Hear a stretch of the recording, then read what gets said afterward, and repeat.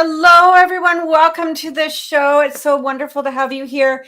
If you are watching, I just want to send a little reminder. If you are watching us on the I Want to Believe channel, please, please, please head on over to the Paranormally Speaking Show channel, because eventually we will be over here full time. So I just want to say thank you for joining us today. And unfortunately, well, actually, okay, I'm going to start over with that. Trevor is unfortunately working today, so he cannot join us, but he will be here next week. And Lynda, fortunately for her, she is in Scotland and she's in Ireland and she is hosting a paranormal tour, and we're so excited for her. So we're going to hear all about that when she gets back, and I am so looking forward to it. And, again, thank you everybody for being here with us today. So my guest today is Michael Chiana, and Michael is an author. He is a paranormal investigator, and he is a filmmaker, producer, director. He's got a show up on Prime right now. So we're going to bring Michael on. How you doing? Hi, Hello. Michael. Hi. Nice to meet you. Thank you for having me on. Oh, nice to meet you. And we are so grateful that you can be here with us today. Well, with me. I'm grateful. I'm creating invisible people, but That's in the fine. we is they're here with us in spirit. We know that. So how are you doing today? And thank you so much for joining. Hello, everybody. Nice to meet you all. Absolutely. Yeah. So, okay, we're going to get into all of this because this is so fascinating. The fact that you have a show up on Amazon Prime right now. And the show itself is called The Heritage Hunter's Journey Through the Past. That's correct. Okay. And let's talk about you first a little bit. How did you get into paranormal investigating? Well, tell us your journey. Oh yeah, no, it's all connected. I actually started growing up as a kid in the 70s. I used to love all the old TV shows, The Night Stalker and Addams Family, Monsters, Ghost of Mrs. Muir. Loved all that, but never ever thought anything that ghosts were even real. And when I was about 14, I was starting out as a musician, and I bought myself a really expensive reel-to-reel. And at the same time, I started researching about the paranormal. And I read a really great article by Dr. Hans Holzer on how to record ghosts. And it was just a very small 2 or 3 paragraphs, just telling you the steps on how to use recorders and things. So I tried it with reel-to-reel. No microphones were used, plugged straight into an old receiver, pure static, and I just let it run for 2 hours. And afterwards, I reviewed it, and about an hour in, after listening to pure static, there was a man yelling and screaming at the top of his lungs. Wow! Bloody murder! And at first, I thought it was like a plane going down, but this was not with a microphone or anything like that. There's no Wi-Fi back then. And so it did not pick up like radio transmissions from anything. And that blew me away when I captured that. And that was in 1978 when I was 14. And all these years later, I am still at it and still amazed at the different things that are out there. And I've just traveled the country and other countries as well, the UK, over the years, invested in the paranormal. So I love it.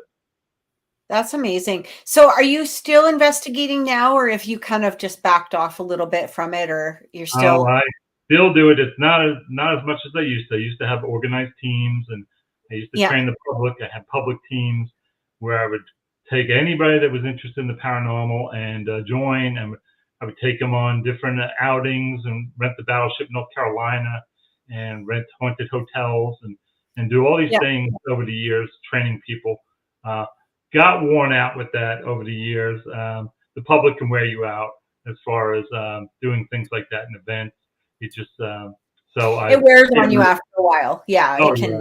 So I really just want to get back to what I love, and that's the Heritage Hunters Society is what I started many years ago. Just going to historical places and connecting with what's there paranormal wise, hauntings and different things. And that's really where my passion is. And that's how I started my show several years ago, Journey Through the Past on Prime TV. So tell us a little bit about this. Now, you said this is, how many episodes are on here? Is this one episode? I have my first episode out, and it takes me a few years to put these together because when I go research, I'll spend 2 or 3 years returning to these locations and investigating with myself, and then I'll bring other team members from other groups that are close friends with me, and we will see what we can find and gather before we ever put a show together. And so we have tons and tons of evidence on all these locations. I won't put an episode together unless it has a lot of evidence. That's what I don't understand about all these other shows that are out there. They'll put a whole show together with nothing, and it's all about them. And to me, it's not about the investigator. It's about the research and the investigating and what evidence you actually find. So that's what I've done. And so I have my first one out. Came out in 2021, and my next one I've just finished. That's coming out in the next few weeks. I have 4 altogether for now, and then I'll be doing other ones. But it takes me years of traveling and filming.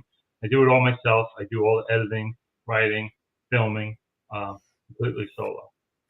So I'm just showing some of the links to your Facebook pages for people so that they can, just take a quick look, or come and follow you, join you, join, like the page, all of that. So this one here, this is your next episode. Is that right?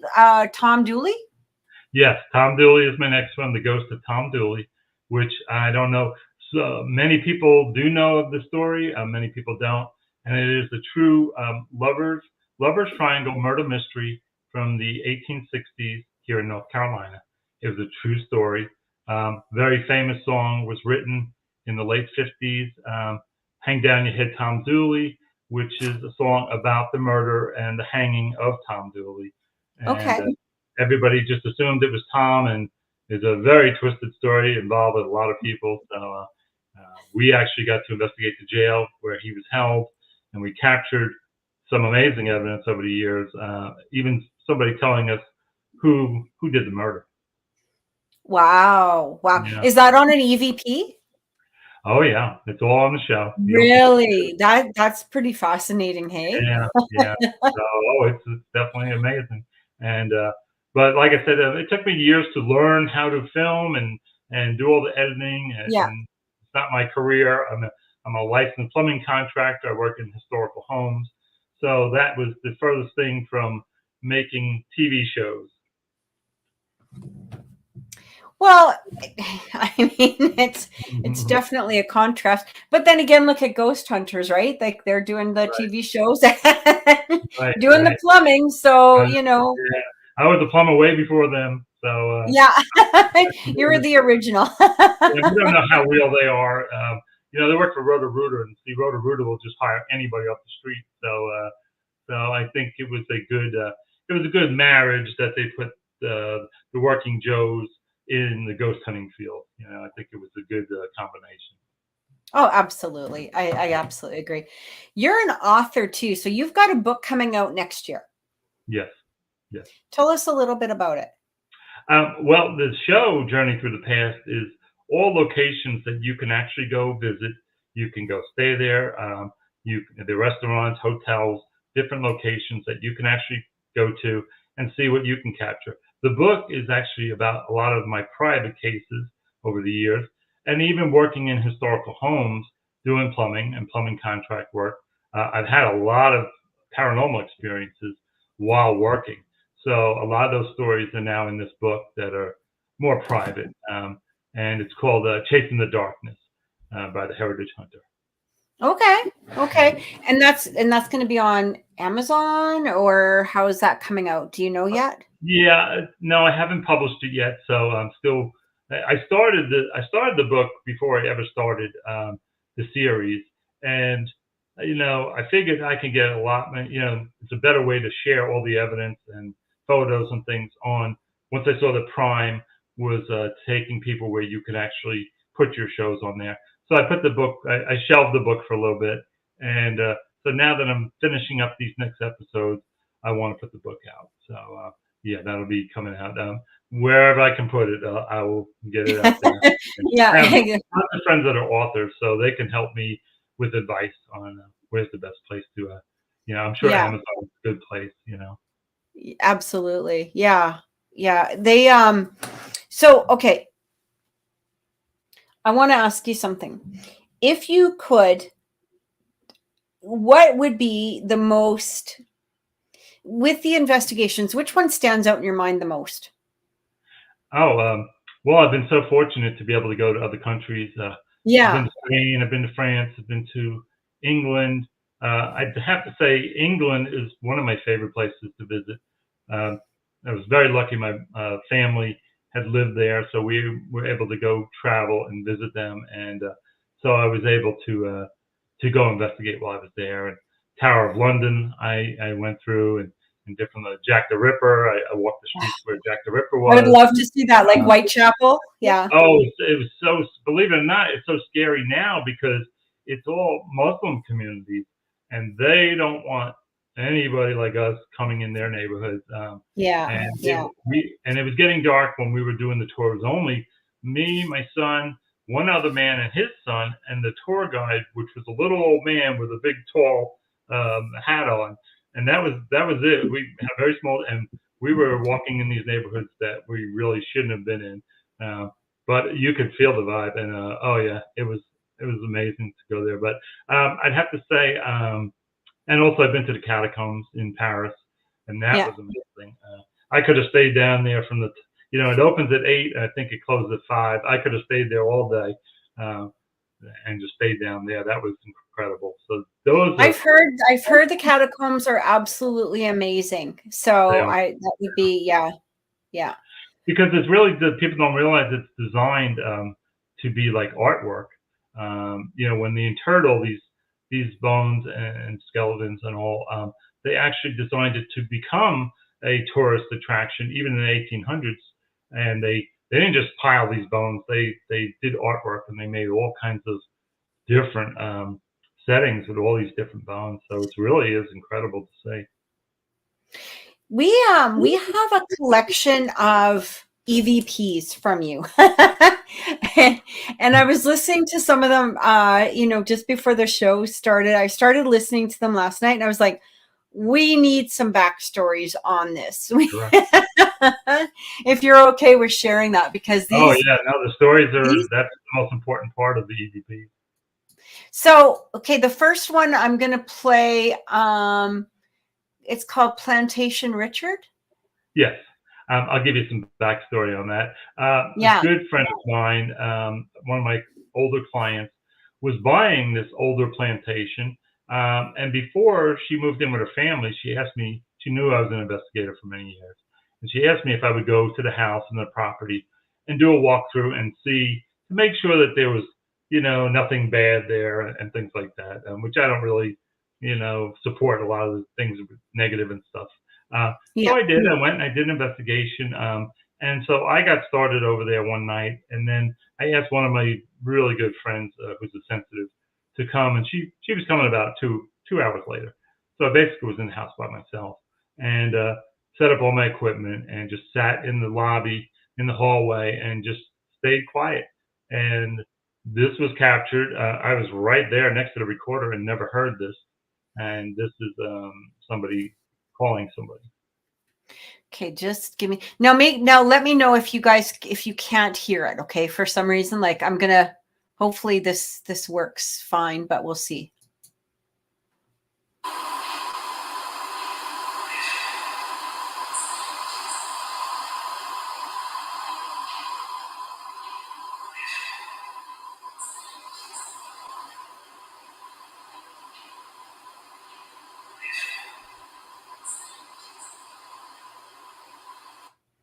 So you could hear that, right? I can hear. You may want to bump it up a little bit if you can for the audience to hear. Okay. I Okay. can hear it. I know what it's saying, but I What what is it saying? So what is it saying? Tell me this. well, it's a voice, and it actually sounds like he's scared of me because, of course, I am the intruder. Yeah. I'm the stranger in this house, and he was calling down the hallway, Richard, Richard. Richard. And so I didn't know. And I was amazed that I got Richard. And it was so clear. And like I said, I didn't hear it with my ears.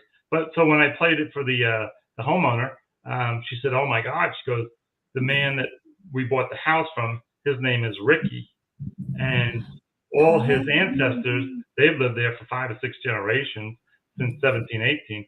They were Richards. So there you go, Richard. You know, Makes a lot of sense. I'm going to play it one more time just so that we can see if we can hear it here. Like hear the name, you know. yeah.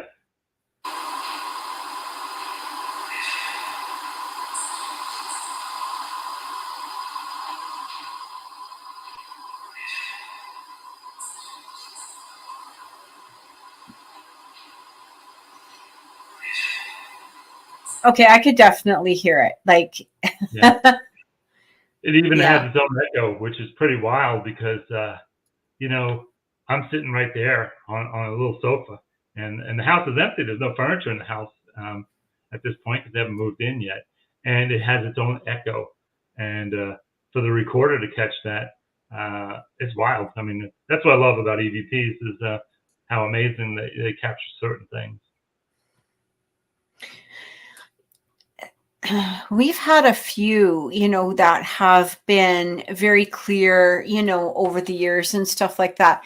And, Yeah. you know, it's not difficult, I guess, to catch them. But when you can get something like this that is clear and there's the story behind it and there's the validation behind it, it's just such a good feeling. Like you just kind of go, look at, like, this is worth what we're doing. You know? Oh, yeah. And I think All it's of the these. locations too. I'm very careful on where I get involved with investigating. I love history, so I'm always looking for places that are really historical. That's a big thing to me. So Um, so yeah. yeah, yeah. Well, okay. I'm gonna put on another one here. This one is courthouse. Yes. So this is Appomattox Courthouse, which this was tied into the surrendering of the Civil War. And Grant and Lee actually met at this home. It was called the McLean House. And it was not planned, but this is where they wound up in Virginia at this house. And this is where they signed the peace treaty to end the Civil War. And they did it in the living room downstairs. And I went and visited. And so I went upstairs. It was just a regular house. And I went upstairs to where the bedrooms were. And there was a tour guide downstairs just talking quietly to 1 or 2 people.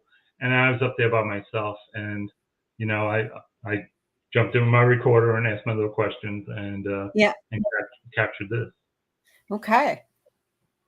This is exciting. Anybody here with me? I'm gonna play that again.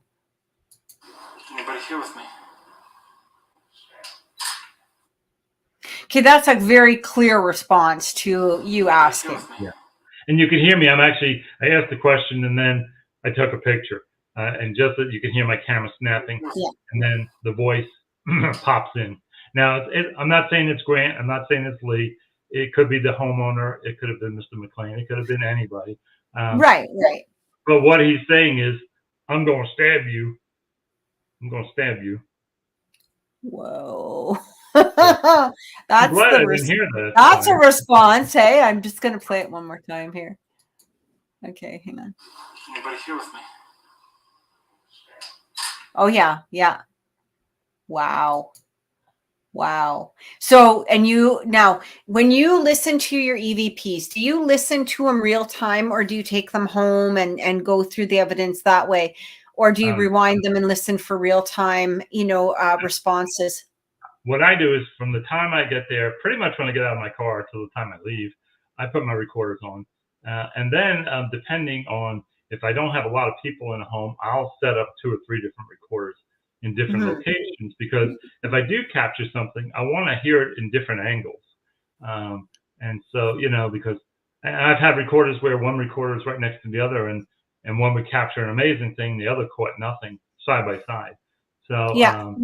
so no, I do all my review afterwards. I go in, I gather all the evidence on recorders and equipment, and then I do my reviews, which takes, sometimes 1 or 2 weeks, depending on my work schedule and things like that.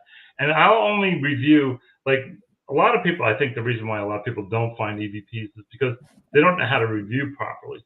And Right. you Yeah. really have to, like, I use Audacity. It's very simple. It's free. Yeah. It doesn't have a lot of fancy features. It just has, you can clean things up and bump up volumes and clip things.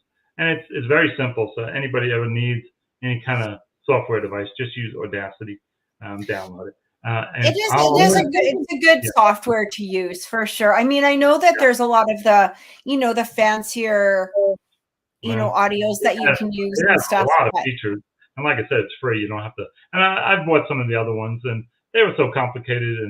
And then you would make a clip and would destroy the clip. And so that's why I stuck with that all these years. And I will only listen through. I like earbuds. Everybody wears different things. I don't like to have anything canceled out. Some people wear canceling headsets, and that you could cancel out the EVP. So I just like inexpensive earbuds right into my ears. Yeah. And that way, if I need to bump up the volume, I can. And then I can. That's how I find a lot of the EVPs is the quiet ones is to bump them up and then make them a little louder. You don't want to make it too loud where it's too hissy, but at the same time, it's. And I find so many people don't spend the time reviewing and properly. So that's half the battle. I mean, why go out and do this if you're not going to review properly? So. Mm-hmm. Or a lot of times it doesn't get reviewed right away. It just gets it just sits there, and then when you do go to review it, you're like, I don't know what's going on. Well, I had some stuff that I reviewed, and and didn't hear anything. And then 2 years later, I went back and I actually found some amazing. I was like, what the heck? How did I miss this? It's almost like it wasn't on there. And then when you go back, like, where did this come from? So that's pretty cool. But I love it. Could be different, just a different mind frame too. Like, you sometimes we're in this place where we just don't, if we're not in the mood to be watching or listening or whatever. Sometimes I remember, after sometimes an investigation, it was hours and hours, and you're just like, I just don't have the time. You almost want to like hire somebody just to do that evidence review. That's right. That's the people don't realize, and people that watch all these shows, they don't realize you can spend 20. You have one recorder and you did 5 hours. Yeah. Well, and then you had 4 recorders, so there's 20 hours right there. There's 20 hours, and you're listening for everything. But you're also, you're the other thing that you're doing is you're deciphering between, okay, was that somebody's stomach rumbling? Was that a fart? Was that a window open? Was that a door squeaking? Was that somebody moving in their, like, what was that? Right. And, if people, especially, for new investigators, they're not always tagging themselves, and they're like, and then 5 minutes later, oh yeah, I made this noise like 5 minutes ago. And you're just like, well, and that's over the years, I got away from all that. And really, I will only investigate pretty much solo or maybe with one other person. And they have to be a really seasoned, passionate person like me. I'm done with giving all these, the newbies all the chances. They can go out and start their own thing. That's great. But they can't do my investigation because I've wasted so many years listening to people making noises. You have to tag when you don't, and when you tag everything and you're in that habit, and then you see that something wasn't tagged, hey, that wasn't me. And so, but I love to just keep it down to 1 or 2 people. Yeah. That's it. 3 is really tough. I don't even like to have 3 people with me because somebody's going to make a noise or do this or do that, and then you have to sit there and try and figure it out. And you can waste 40 minutes just doing that. So, absolutely. I stopped torturing myself. One of the things that we found difficult, is because we did do a lot of homes, houses and personal homes and stuff like that.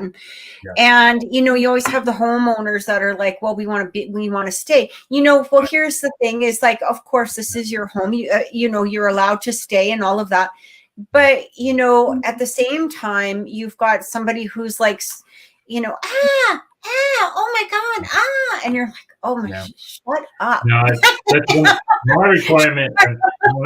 When I get cases in the past, I always tell people you have to leave for 2 to 3 hours.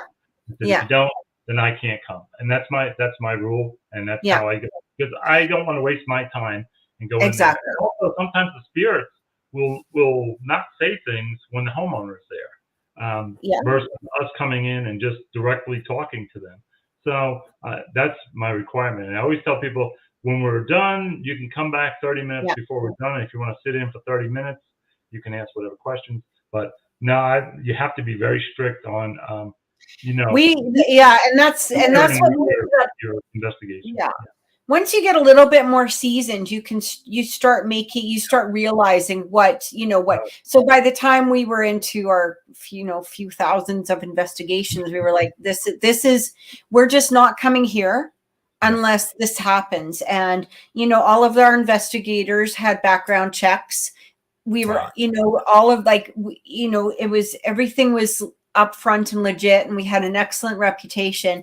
So if you're just hanging around, we're not wasting our time, simply because of the fact that there, and all you need is like a door squeaking because of the wind or whatever nonsense. And then they're like, ah, and you're like, okay, you just literally ruined whatever that was.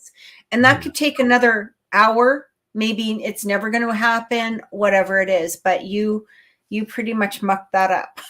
And so, I learned a valuable lesson teaching the public and having public groups, and then taking them to really great locations, places that nobody could ever get in, that I was actually bringing them into. And I had this one lady, she would not stop talking or asking. She'd start asking a question. She'd ask 10 questions in less than a minute.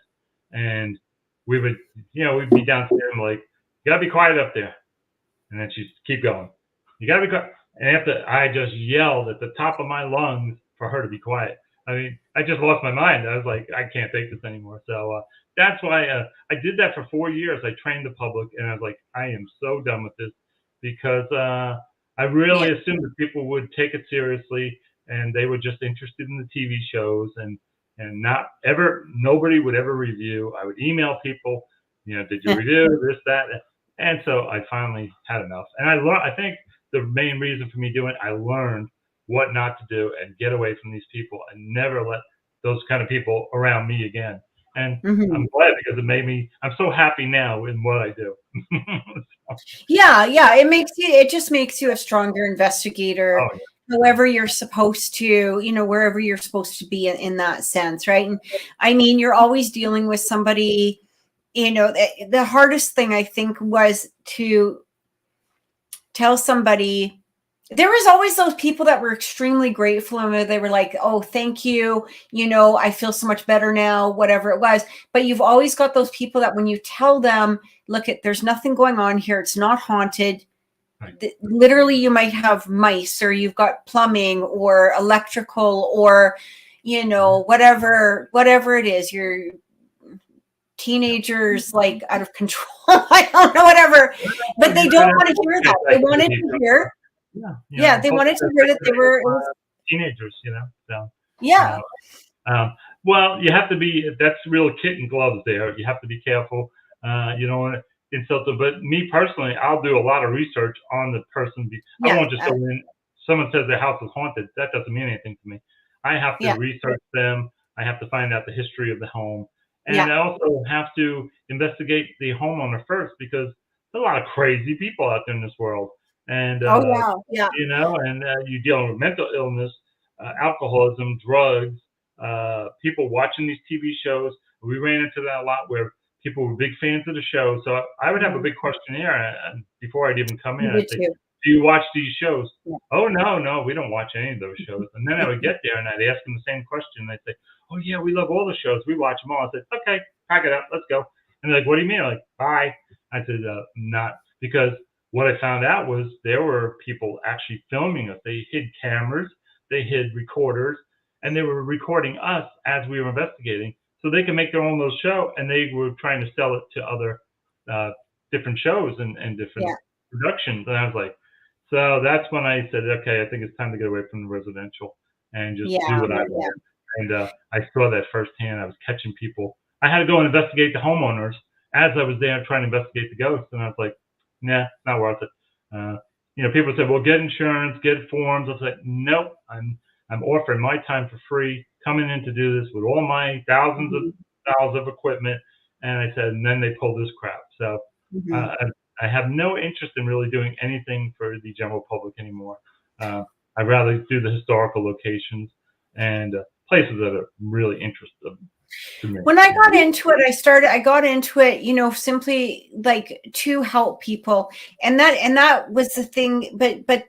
But throughout, as you're doing that, you kind of, it's not that goal has changed by any means, right? It's just a matter of, look at, I am here to help you with my time and my energy and my equipment and all of that. So what we're asking is, for cooperation as we move forward. And if we're not getting honesty and cooperation, then we have to place our effort and our time somewhere else, right? And most people were pretty good, but we did the same thing. We had a massive, questionnaire before we even went to the house.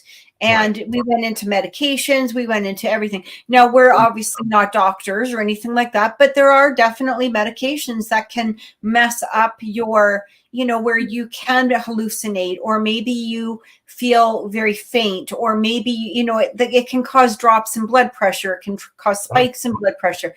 And so a lot of times, that in itself can be misconstrued as something, as a paranormal event, right? And so you just, it was just, every case is different. But again, it's just a matter of, look at, I'm here to help you, so you have to cooperate with me. And we put a lot of effort into getting the background checks. And those aren't cheap, right? Like when you're renewing them once a year, those aren't, they're not free, right? And and all of the other stuff that comes with it. And so when somebody is kind of treating it like as if it's like a I don't know, a knitting hobby, or it's like,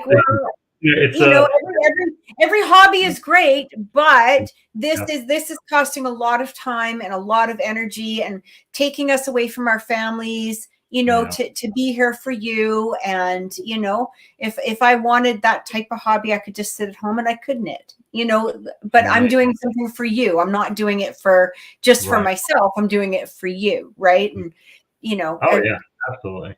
Yeah. I mean, I've helped, and I have helped the last two biggest cases that I did recently in the last 2 years was 2 different suicides. And these people weren't looking for my help. And one was a close friend that her husband had passed away.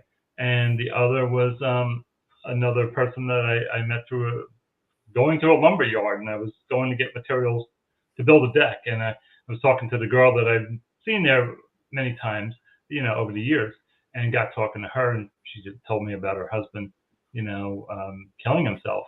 And so I went and helped both these people, and I actually did connect with the spirits. I got recordings of them. So it was amazing, and talk about draining, and it drained me, but I was able to get some answers for them. The one, I got about 7 EVPs. Wow. Walked around the house, and he talked to us, and he told us different things. The other one, I asked, the first thing, to make sure that it was a spirit that was connected to the person, I asked what the wife's name was, and he told me, what her name was. And so I have that on recording, so I know it's him. I went to the location where he killed himself. And so these are things that, most investigators don't get involved with. This is not thrill seeking. This is actually really helping people. It's there's so many different, there's different degrees of investigators. There's thrill seekers that have groups, and they love to go to different haunted places, and they pay a lot of money to go to these places. And there's nothing wrong with that if that's what you want to do. And like you said, it's a hobby. There's nothing wrong with that. It's great. Then there's really interesting, hardcore people that want answers to the universe, and we're looking for our own journey in life, and we want to see how we connect to the spirits that are all around us. And there's scientific backgrounds and different things like that. So And then you just have the fan base that just watches every show, and Yeah. whatever's on the show, they believe it, and it's all about demons, demons, demons. And Oh, so it's that's always the demons, isn't it? yeah, yeah. A guy named Zach. I won't say his last name, but yeah, he's Yeah. all about demons. There's a Whatever few of them floats that did that's that. my book, you know. Yeah. But as a serious investigator, you know that I can count on two hands the serious investigators I know in my area, Yeah. which I love to work with, and they are as hardcore as me. Um, and then there's all different types. But so I don't bash anybody. You do it for your own reasons, what you're looking for. So me, Yeah. I love to help people, but I've learned I can't help the general public anymore because I don't know them. And you can do all the research and ask all the questionnaires you want. Then people still lie to you. Yeah. So I stepped away from that, and I'm glad I It, did. it can I'm very definitely wear, it wears on your energy. It can definitely, 100%. It can definitely wear on your energy, for sure. I'm going to play another EVP here. Just give me a second because somehow I'm looking for them. Just give me a second because somehow I might have mucked this up and somehow lost them. So I'm not sure. Hang on a minute. Just give me 1 second here. Sorry about this. yeah. Okay. All right. So the next one we have coming through, or the next one. So it's called Dry Run Gym Light. Okay. So actually, my next episode after this Tom Dooley one is coming out. I have a small haunted farm in eastern Tennessee. Okay. Those six had all kinds of things over the years happen. I have all kinds of recordings. But 5 minutes away from there was this old school. It was just a brick building, 5 classrooms out in the middle of the country. And several years back, I was going up to my home and I saw a big sign saying winery. I'm going, we never had a winery over here. So I drove over there and I was like, wow, they took the old school and these folks, husband and wife, that were retired, bought the place and they made it into a winery. And wow. it's an event place. They had music. They took all the classrooms and made them into different dining rooms and a gourmet kitchen. And so I went in to just see what it was. And I met the owner. She was there. There was nobody else there at the time. And we got to talking and I tried some of her wines. They were excellent. And I just said, God, this place is so quiet, She goes, yeah. Do you mean ghosts?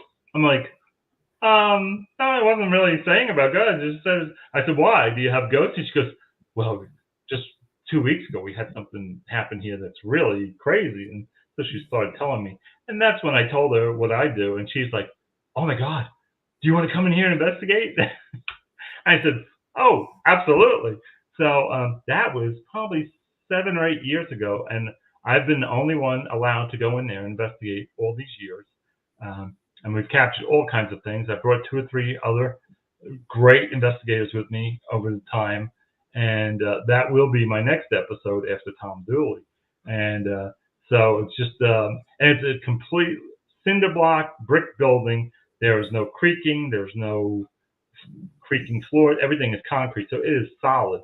And there's an old gym. It's still left as a school, and there's an old gym. And this is what we captured in the gym. Okay, here we go.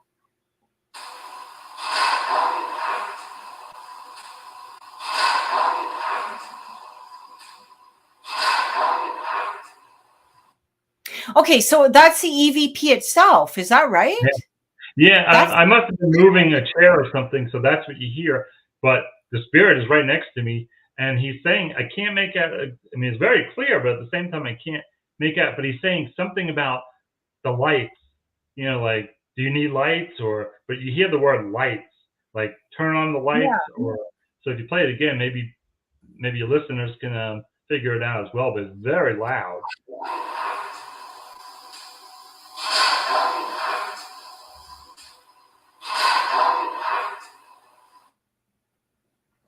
Wow. Okay, I'm going to play it one more time. Hang on.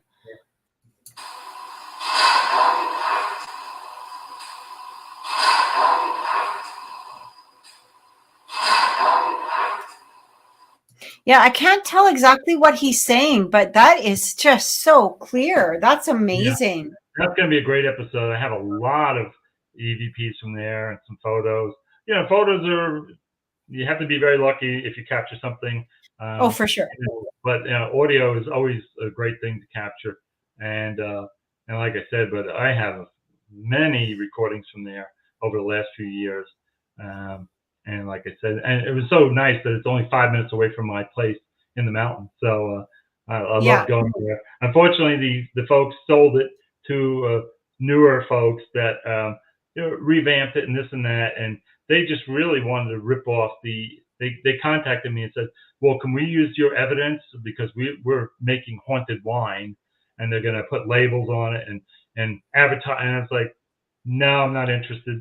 And so I wouldn't let them either because they just wanted to capitalize on Oh, all my for work. sure. So, Yeah. so Yeah. I was like, and so even when I put the show out, I'm not going to mention about the winery because I don't want it being commercialized in that sense. Yeah. I Yeah. want to just focus on the old school and the children that are there.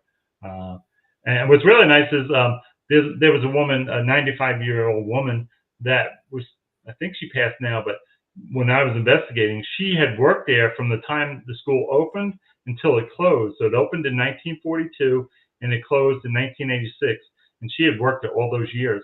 And when I first met her, she said, "You don't believe in ghosts, do you?" I'm like, I absolutely do. And I said, "What are you some of the things that I do?" And so I sat down with her and we played the stuff for her. And she was like, "Oh my God." She was blown up. At 95 years old, she had never had an experience. And she heard all Wow. these things. And she was like, and so I was able to use her when I got certain names, if she could remember certain kids that maybe went to school. Because nobody died at the school. And we don't know why all these ghosts are there, but they're Yeah. there. And so that was nice to have that connection with her.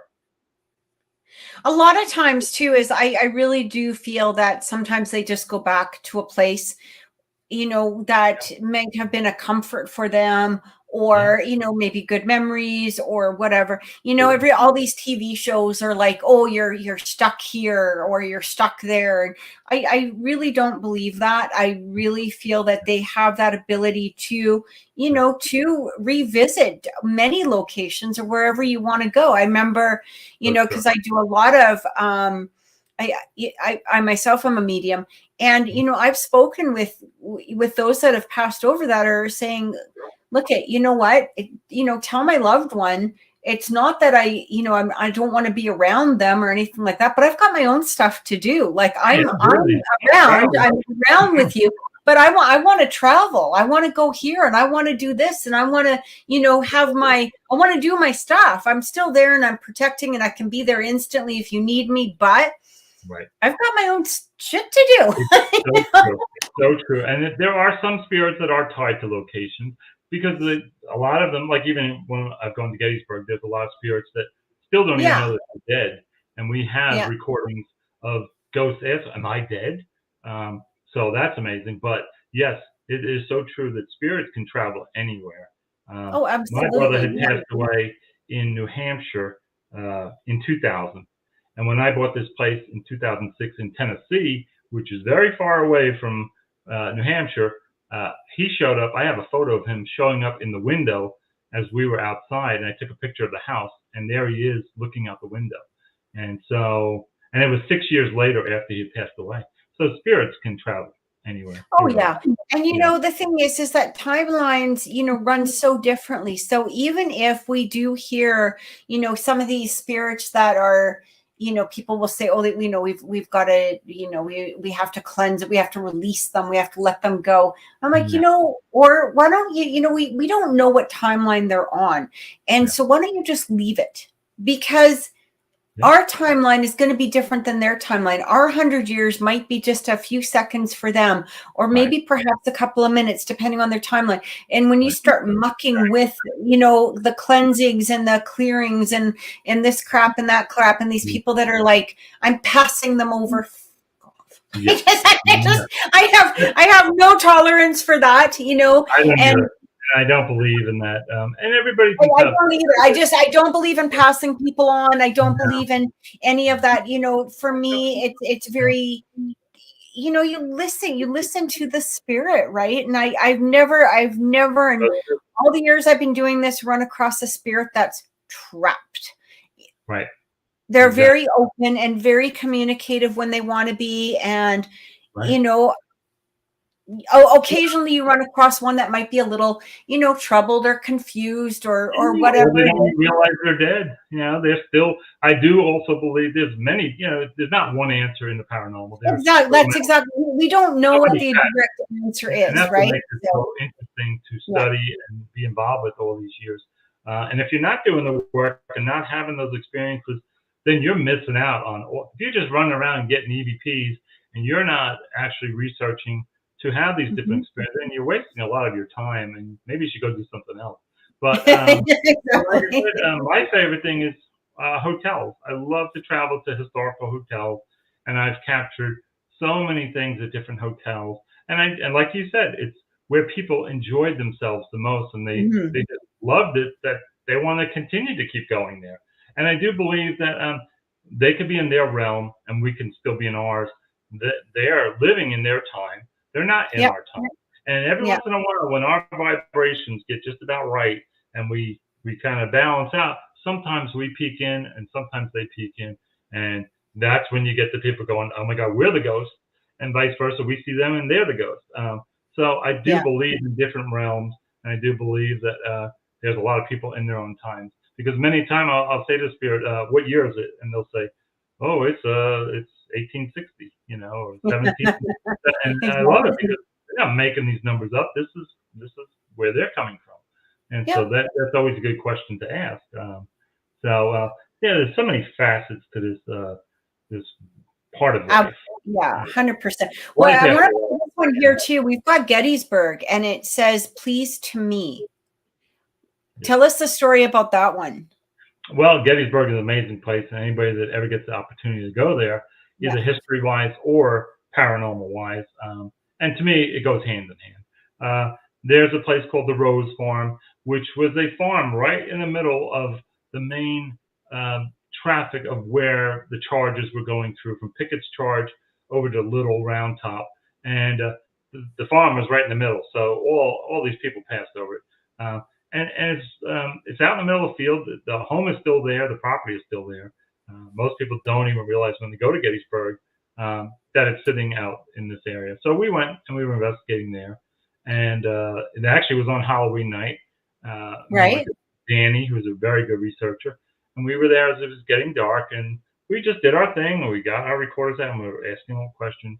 And that's when we captured it. It sounds like a little girl. And you can go ahead and play it, and then I'll tell you what she's saying if you can't make it out. Okay, here we go.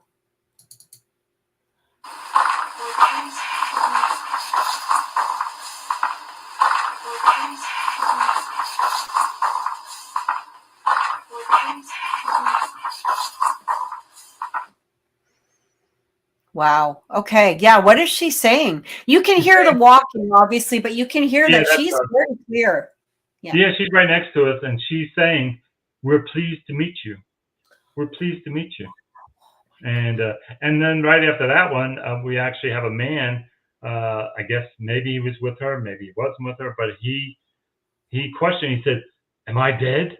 We have a man saying to us, "Am I dead?" I mean, he was like shocked to find out that he just realized he was a ghost, and that was right after that one. But I don't have that clip to share with you.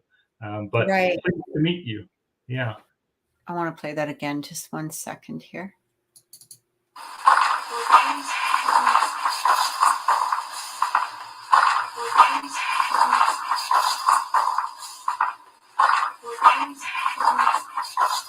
Wow. That is just amazing, isn't it? Yeah. We're pleased to, I think she's saying we're pleased to meet. Maybe here it's you or not, but we're pleased to meet. And pleased to meet. Yeah. Wow. We work real hard and we use really good recorders. There's a big difference between a $30 recorder and a $300 recorder. I'm a musician. I've been a musician for years, and I used to work in recording studios for demos. And so I learned a long time ago when I was getting good EVPs, go spend the money and get some really good equipment to capture things, so that when you get something, you can really, get some good EVPs. Yeah, well, that's exactly it. I know some investigators too, what they'll do is they will play the EVPs back real time. So, they will do a session and then play it back just to see if there's been any responses, in Sure. that immediate time, time or whatever. And, it always makes me wonder, like, it would be kind of neat if you could. I remember this one investigation we went on, and we were using an Ovilus. And the thing is that I'm not a big fan of some of these gadgets. I really just don't have any there's no respect for them. I just don't care, But we did this one, and it was really interesting because we were at an airport, one of our international airport here, and we were underground and underneath the airport. And at the time, the coolers that were being used for some of the restaurants and stuff used to be part of a morgue. They used to have a morgue below the airport. And so we were doing an EVP session, and we were using this gadget, and it was more like we didn't really expect anything, I guess is the best way to say it. But we were also using thermometers and different other equipment. Right. And it was really interesting because the thing is that the questions that we were asking, we were getting, true responses back. And I was in shock. Like, how, like, for instance, what did you do, for a living? I asked, and it came back military. How did you die? Disease. You know what I mean? And it was amazing. And at the end, I said, "Well, thank you. Thank you for talking to us." And the response came back, hugs. Well, I just burst out into tears. I was like, I don't know what I was just like, wow. But it's like you said about the obelisk. You have to realize that Bill Chappell, that designed all these pieces of equipment, especially the obelisks and the paranormal pucks, we experimented with all of them. You have to remember that he put in over 1,048 vocabulary words, that he handpicked every word that went into that. And so I always tell people, I said, if you died tomorrow and you were a ghost, would you know how to manipulate that obelisk or that puck? And how would you be able to see the words and this and that? So that's one side of the coin. And then, of course, then you do have these experiences where things are coincidental or maybe even spot on.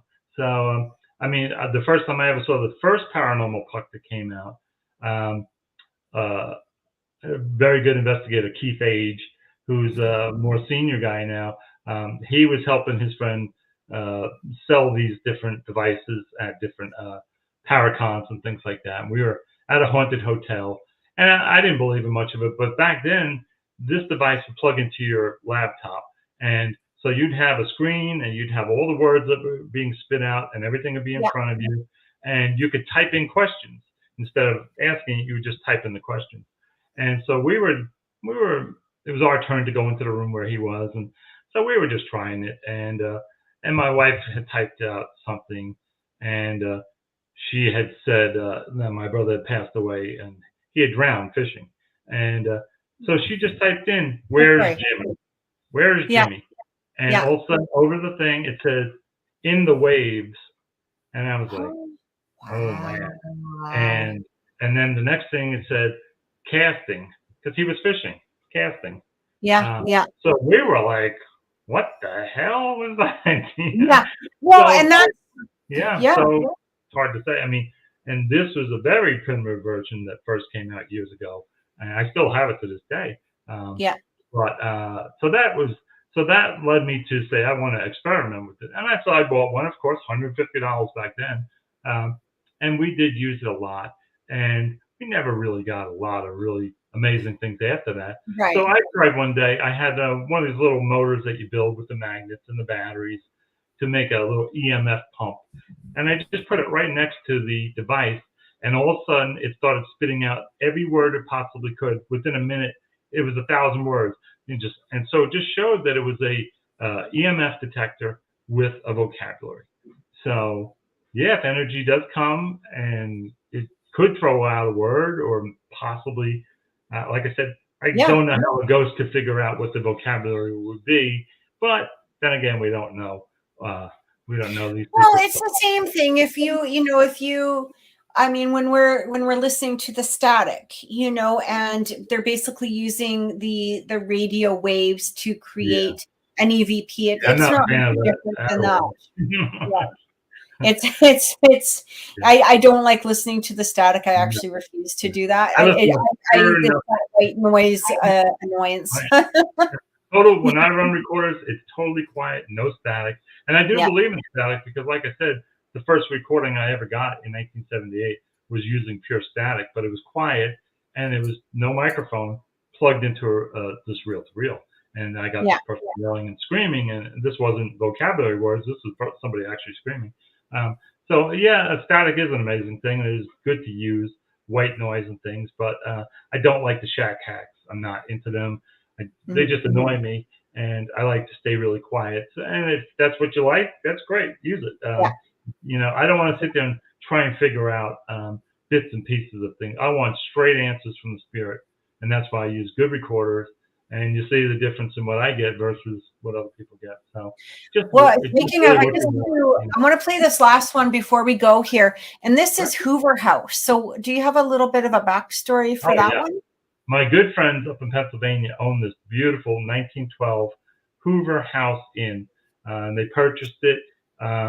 In a way, they had no idea why they were buying it. They're paranormal. All of them are paranormalists, and they got kind of led to this home. And we think the spirits led them there. It is a paranormal portal. This home has so many spirits, and I didn't believe it until I went and captured all these things.